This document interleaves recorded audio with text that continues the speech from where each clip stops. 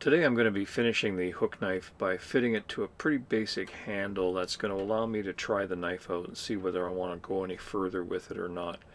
If I like it, I'll finish the handle and make it comfortable to use. If not, I'll make whatever changes I feel are necessary.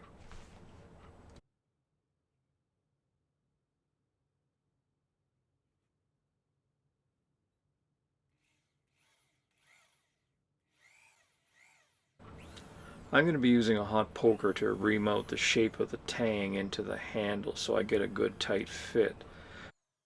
It's important to have a pilot hole drilled into the handle so that the poker can ream out the hole as quickly as possible.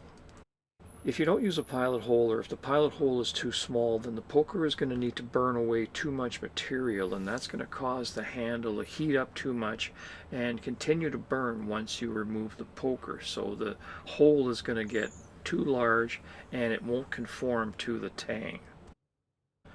So the key is to be able to drive the poker in very quickly and remove it very quickly so that the handle is cold enough to extinguish the fire as soon as the poker is removed.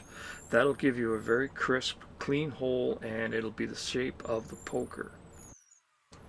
And that's very important here because I'm not going to be gluing this tang in place. I'm just going to drive it in, and it's going to be a pressure fit between the tang and the wood for the handle.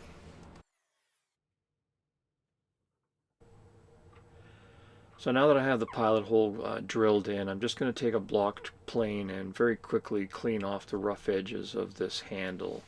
I'm not really going to do any more shaping at this point, so basically it's just going to be a big block that I can hang on to and try out the knife.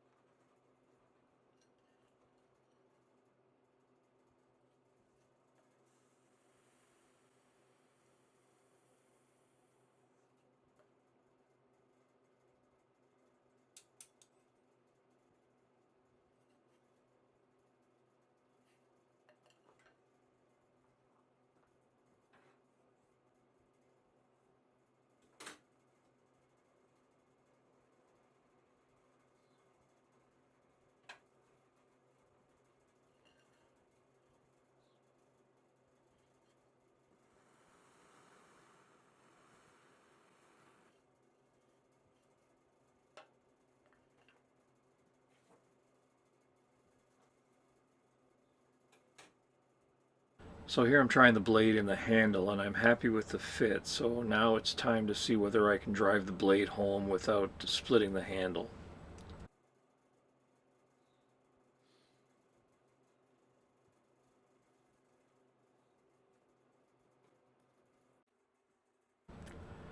When I was shaping the knife blade, I ground in a shoulder at the top of the tang, and that's going to allow me to use a punch to set the tang into the handle. When I filed in this shoulder, I used a small diameter round file to make sure that I had a really good smooth transition between the tang and the knife blade.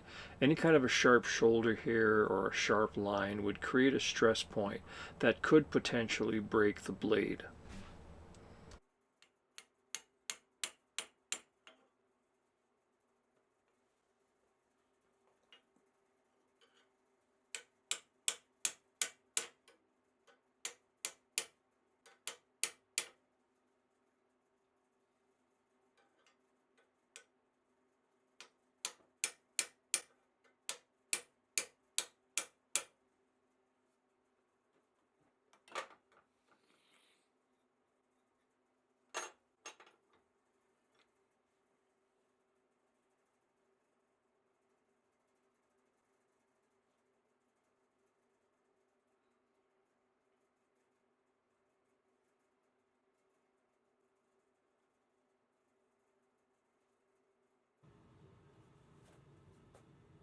Now I'm ready to do the final sharpening and take it for a test run. As you can see, it has a really long handle, and this knife is meant to be used with both hands, but the extra long handle also gives you the option of resting the one end up against your body or a leg or something to give you a little added leverage. There's a lot of cutting edge with this knife, so anything you can do to relieve the strain of having to grip a handle very tightly in order to control the knife will really save your hands in the long run. This knife is purely an experiment. I've never used a knife like this. I've made curved bladed knives before, but nothing with a handle this long, and I'm not really sure what's the best way to hold it or if the handle even needs to be that long. So I'm going to start using it just the way you see it here, and I'll see how it evolves as I use it for different projects.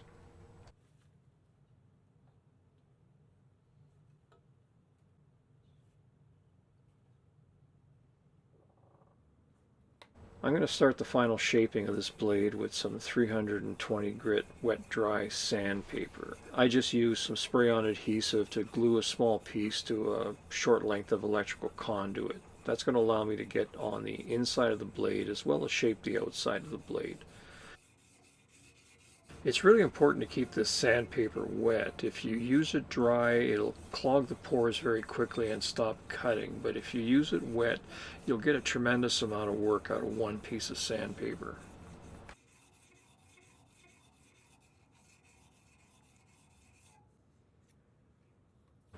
I usually just use a small brush in a container to clean off the sandpaper. That way you don't get water all over the place.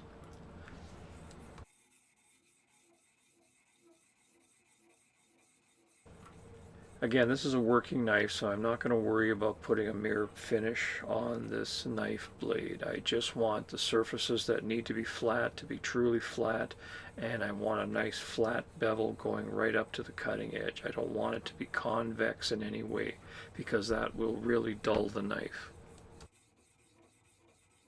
And I'm going to be using the same technique here that I used for the file work. I'm going to sand in one direction for a while, and then every once in a while I'll change directions and see how the scratch patterns are showing up.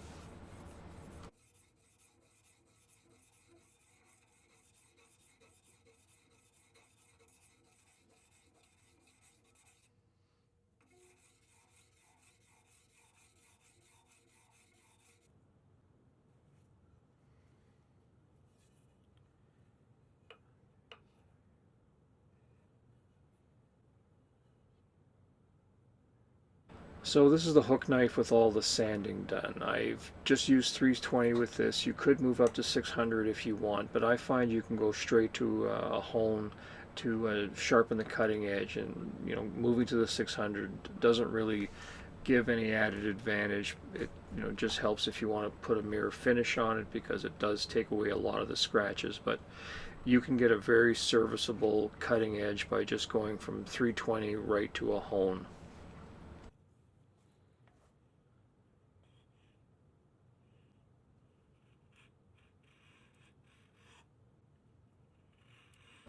Here I'm cutting on a dry maple block, and this is by far the hardest wood that I'll be using with this knife. And despite using a pretty dense hardwood, I'm getting some good clean shavings with very little effort, so I can imagine how well this knife is going to work in green wood or soft wood like pine or spruce.